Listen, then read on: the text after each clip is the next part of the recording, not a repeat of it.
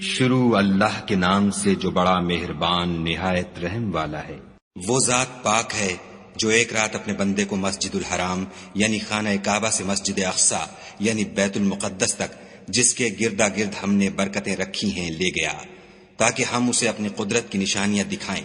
بے شک وہ سننے والا اور دیکھنے والا ہے۔ اور ہم نے موسیٰ کو کتاب عنایت کی تھی اور اس کو بنی اسرائیل کے لیے رہنما مقرر کیا تھا کہ میرے سوا کسی کو کارساز نہ ٹھہرانا۔ اے ان لوگوں کی اولاد جن کو ہم نے نوح کے ساتھ کشتی میں سوار کیا تھا، بے شک نوح ہمارے شکر گزار بندے تھے۔ اور ہم نے کتاب میں بنی اسرائیل سے کہہ دیا تھا کہ تم زمین میں 2 دفعہ فساد مچاؤ گے اور بڑی سرکشی کرو گے۔ بس جب پہلے وعدے کا وقت آیا تو ہم نے اپنے سخت لڑائی لڑنے والے بندے تم پر مسلط کر دیے اور وہ شہروں کے اندر پھیل گئے اور وہ وعدہ پورا ہو کر رہا۔ پھر ہم نے دوسری بار تم کو ان پر غلبہ دیا اور مال اور بیٹوں سے تمہاری مدد کی اور تم کو جماعت کثیر بنا دیا۔ اگر تم نیکوکاری کرو گے تو اپنی جانوں کے لیے کرو گے اور اگر اعمال بد کرو گے تو ان کا وبال بھی تمہاری ہی جانوں پر ہوگا۔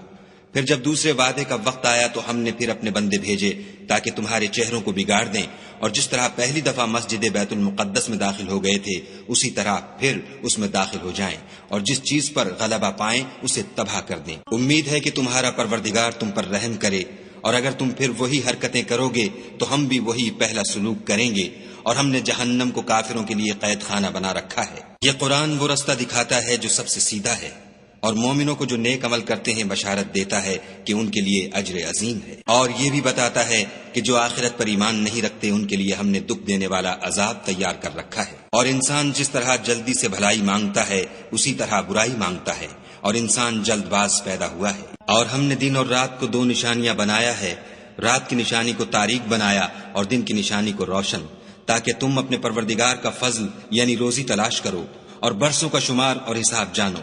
اور ہم نے ہر چیز کی بخوبی تفصیل کر دی ہے، اور ہم نے ہر انسان کے اعمال کو بصورت کتاب اس کے گلے میں لٹکا دیا ہے، اور قیامت کے روز وہ کتاب اسے نکال دکھائیں گے جسے وہ کھلا ہوا دیکھے گا۔ کہا جائے گا کہ اپنی کتاب پڑھ لے، تو آج اپنا آپ ہی محاسب کافی ہے۔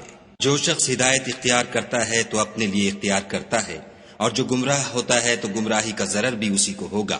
اور کوئی شخص کسی دوسرے کا بوجھ نہیں اٹھائے گا، اور جب تک ہم پیغمبر نہ بھیج لیں عذاب نہیں دیا کرتے۔ اور جب ہمارا ارادہ کسی بستی کے ہلاک کرنے کا ہوا تو وہاں کے آسودہ لوگوں کو فواحش پر معمور کر دیا تو وہ نافرمانیاں کرتے رہے، پھر اس پر عذاب کا حکم ثابت ہو گیا اور ہم نے اسے ہلاک کر ڈالا۔ اور ہم نے نوح کے بعد بہت سی امتوں کو ہلاک کر ڈالا، اور تمہارا پروردگار اپنے بندوں کے گناہوں کو جاننے اور دیکھنے والا کافی ہے۔ جو شخص دنیا کی آسودگی کا خواہش مند ہو تو ہم اس میں سے جسے چاہتے ہیں اور جتنا چاہتے ہیں جلد دے دیتے ہیں، پھر اس کے لیے جہنم کو ٹھکانہ مقرر کر رکھا ہے جس میں وہ نفرین سن کر اور درگاہ خدا سے راندہ ہو کر داخل ہوگا۔ اور جو شخص آخرت کا خواستگار ہو اور اس میں اتنی کوشش کرے جتنی اسے لائق ہے اور وہ مومن بھی ہو تو ایسے ہی لوگوں کی کوشش ٹھکانے لگتی ہے۔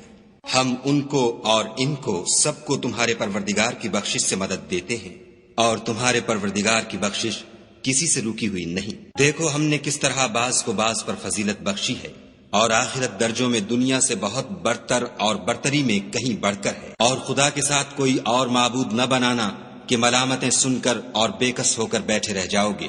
اور تمہارے پروردگار نے ارشاد فرمایا ہے کہ اس کے سوا کسی کی عبادت نہ کرو، اور ماں باپ کے ساتھ بھلائی کرتے رہو۔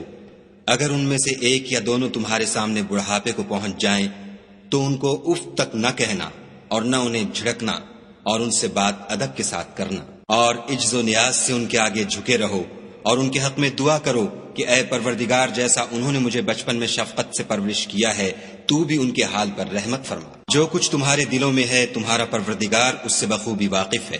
اگر تم نیک ہوگے تو وہ رجوع لانے والوں کو بخش دینے والا ہے۔ اور رشتہ داروں اور محتاجوں اور مسافروں کو ان کا حق ادا کرو، اور فضول خرچی سے مال نہ اڑاؤ، کہ فضول خرچی کرنے والے تو شیطان کے بھائی ہیں، اور شیطان اپنے پروردگار کی نعمتوں کا کفران کرنے والا یعنی ناشکرا ہے۔ اگر تم اپنے پروردگار کی رحمت یعنی فراخ دستی کے انتظار میں جس کی تمہیں امید ہو ان مستحقین کی طرف توجہ نہ کر سکو تو ان سے نرمی سے بات کہہ دیا کرو، اور اپنے ہاتھ کو نہ تو گردن سے بندھا ہوا یعنی بہت تنگ کر لو کہ کسی کو کچھ دو ہی نہیں، اور نہ بالکل کھول ہی دو کہ سبھی کچھ دے ڈالو، اور انجام یہ ہو کہ ملامت زدہ اور درماندہ ہو کر بیٹھ جاؤ۔ بے شک تمہارا پروردگار جس کی روزی چاہتا ہے فراخ کر دیتا ہے، اور جس کی روزی چاہتا ہے تنگ کر دیتا ہے۔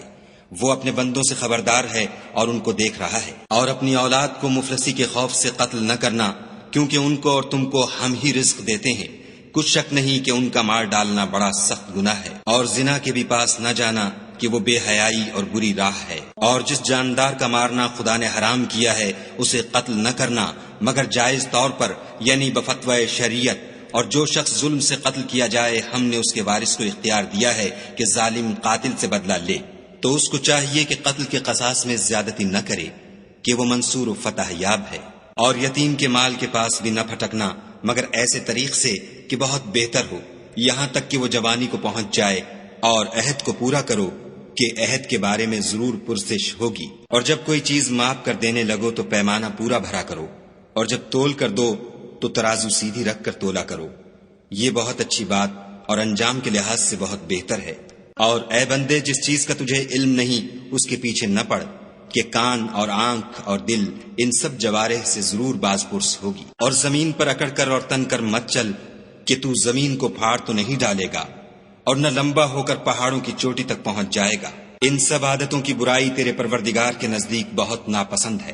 اے پیغمبر صلی اللہ علیہ وآلہ وسلم، یہ ان ہدایتوں میں سے ہیں جو خدا نے دانائی کی باتیں تمہاری طرف وحی کی ہیں۔ اور خدا کے ساتھ کوئی اور معبود نہ بنانا کہ ایسا کرنے سے ملامت زدہ اور درگاہ خدا سے راندہ بنا کر جہنم میں ڈال دیے جاؤ گے۔ مشرکو، کیا تمہارے پروردگار نے تم کو تو لڑکے دیے اور خود فرشتوں کو بیٹیاں بنایا؟ کچھ شک نہیں کہ یہ تم بڑی نامعقول بات کہتے ہو۔ اور ہم نے اس قرآن میں طرح طرح کی باتیں بیان کی ہیں تاکہ لوگ نصیحت پکڑیں، مگر وہ اس سے اور بدک جاتے ہیں۔ کہہ دو کہ اگر خدا کے ساتھ اور معبود ہوتے جیسا کہ یہ کہتے ہیں تو وہ ضرور خدائے مالک عرش کی طرف لڑنے بھڑنے کے لیے رستہ نکالتے۔ پاک ہے اور جو کچھ یہ بکواس کرتے ہیں اس سے اس کا رتبہ بہت عالی ہے۔ ساتوں آسمان اور زمین اور جو لوگ ان میں ہیں سب اسی کی تسبیح کرتے ہیں، اور مخلوقات میں سے کوئی چیز نہیں مگر اس کی تعریف کے ساتھ تسبیح کرتی ہے، لیکن تم ان کی تسبیح کو نہیں سمجھتے۔